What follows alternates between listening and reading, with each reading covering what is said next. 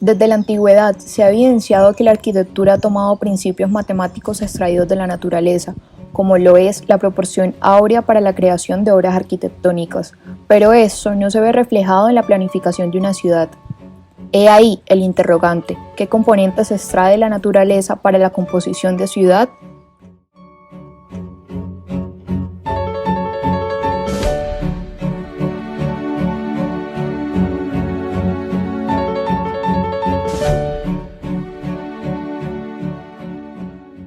Ante los ojos comunes del ser humano, lo percibido es un simple fragmento de lo existente, y esto se ve reflejado en la ciudad, con edificios imponentes, robustos, en donde no existe una interacción con el otro. Por otra parte, en el bosque existe una verdadera interacción entre un árbol y otro, y se ignora el hecho de que la naturaleza también puede ser el manual para la planificación de una ciudad.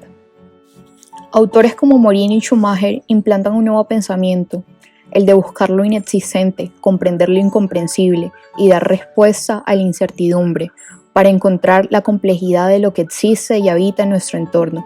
Por ello, hace énfasis en la naturaleza y el bosque como paralelismo de ciudad, en donde el bosque es más de lo que se percibe y que este mismo tiene su propia complejidad. Se hace el ejercicio de conocer el bosque como un conjunto complejo de interacciones que adquiere su propio significado con patrones, características, parámetros únicos que logran crear un ecosistema entre ellos.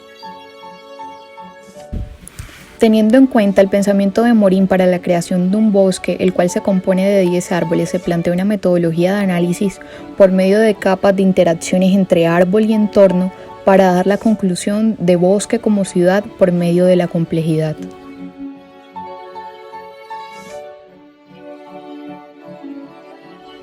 Es todo lo que nuestros ojos no perciben, es la capa del oculto, se encuentra bajo tierra y crea una red llena de organismos vivos que transmiten nutrientes e información a cada árbol del bosque, la cual evidencia que mientras en la capa superior cada árbol es único y aislado, en la capa del submundo estos se mantienen en constante comunicación y coexistencia.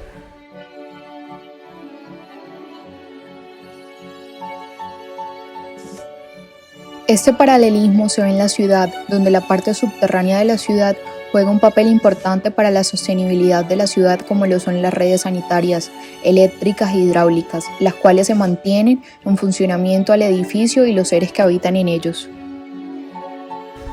En la capa de la tierra se simboliza el patrón, dando a entender que cada tierra adquiere las características necesarias para que el árbol pueda crecer y desarrollarse.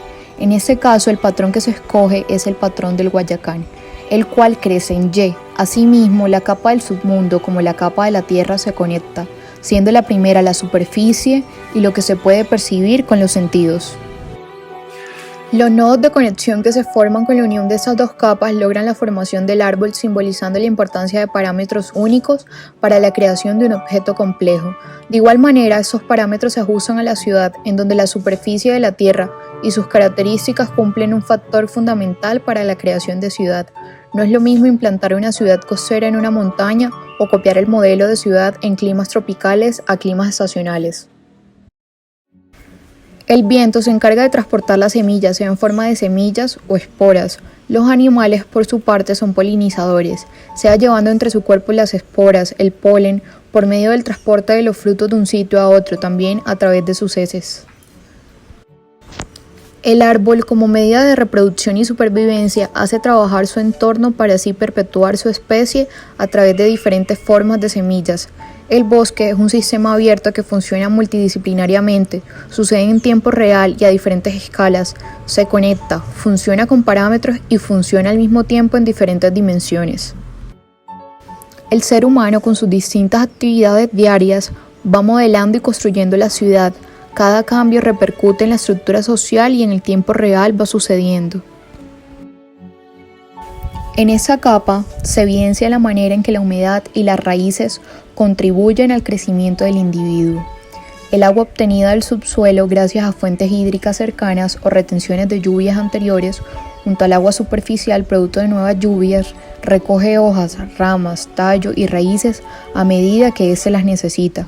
Aquellos individuos que tienen la posibilidad de tener el suministro constante son las que prosperan, mientras que hay otras que se les ve limitadas y tienden a no crecer tan rápido y morir. Por otra parte, las raíces estabilizan el suelo y le protegen de padecer inundaciones o sequías. Así pues, la ciudad condiciona las actividades que se hacen en los diferentes espacios, adaptándose al tipo de suelo o uso, como lo es la necesidad de captar el agua para consumos regulares y, por último, el tipo de cimentación que requiera dependiendo del mismo. Según Morin, la integración de las realidades expulsadas por la ciencia básica expone la necesidad de ser adecuada para el objeto y el objeto a ella, pues se ha desprendido de lo que le caracteriza, le compone y cómo se integra o cambia con el pasar del tiempo. En diferentes ecosistemas, la sombra proyectada de las mismas especies disminuye la evaporación de la humedad que se va generando. Esta humedad trae consigo partículas que se encuentran en el aire y permiten el crecimiento de una nueva vida. En esa capa se rescata el mutualismo existente entre los individuos, específicamente las micorrizas, donde el intercambio de beneficios como nutrientes y vitaminas permiten un crecimiento sano y constante de ambas partes, tal como la protocooperación entre flores y abejas permitiendo una vida longeva. Teniendo en cuenta Morin, el apartado de Por la unidad con la ciencia explica la importancia de identificar esas interacciones, rescatando la unidad y la diversidad que les precede, asimismo como la continuidad y ruptura como resultado de los diferentes intercambios. En ese, es preciso indicar que la unidad, al estar adherida a otra, no se ve comprometida a perder su individualidad. En la ciudad, los asentamientos urbanos nacen de la necesidad de la población de sobrevivir, que con el tiempo y con una buena planeación se convierte en urbanismo emergente participativo, el cual busca proponer soluciones e implementar iniciativas para mejorar como comunidad. El agua se encarga de activar la vida, ya sea por lluvia, condensación, rocío o agua subterránea. El árbol, al expulsar las hojas, va creando un caldo de cultivo donde da origen a organismos como hongos, crea una capa de abono que precede a nuevas especies, y el abono creado a partir de los montículos de hojas fertiliza la tierra y permite que plantas como musgos, setas, arbustos y nuevos árboles renueven el ciclo del bosque. La economía, el capital privado y social permite el cambio y avance continuo de la ciudad. La construcción y renovación permanente de lotes hacen que el ciclo de la ciudad se renueve, incluido el ámbito social. Las ciudades son imperfectas y de eso se trata la complejidad, de entender el desafío entre la simplificación y la generalidad. Las ciudades emulan el sistema orgánico y natural, todo está integrado y funciona al tiempo, una parte obedece al otro y viceversa. Acá la evidencia de cómo algo externo es cómplice del fruto de otro, el viento partícipe de la renovación, el darle una nueva apariencia al árbol, pues el árbol funciona como una cooperación, una armonía con lo externo, que lo enriquece de la forma más sencilla, como que el viento es responsable de su limpieza, pues ahora bien es así una de las formas de las que el árbol mantiene su belleza. Además, las piruetas que no deben, es ese recorrido o bailoteo de las hojas que hacen cada vez al caer.